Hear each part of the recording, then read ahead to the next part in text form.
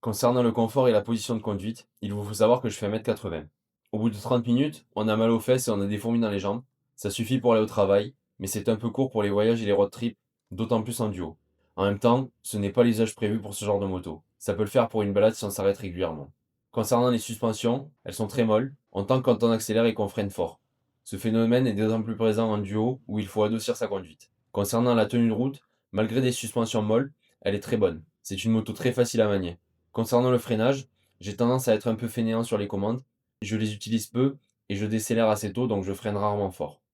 En tant que jeune motard qui gagne en expérience, c'est une bonne chose d'avoir un freinage linéaire, sans à-coups et qui ne surprend pas. C'est ce que cette machine nous offre.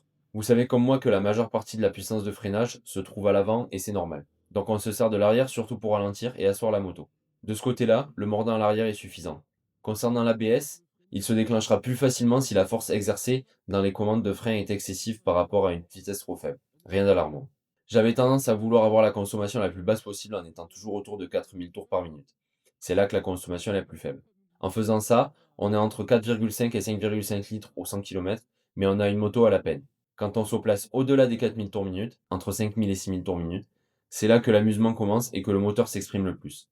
Même en ayant une conduite un peu plus sportive, j'arrive à rester sur une consommation de 5,5 à 6,5 litres au 100 km. Autant s'amuser.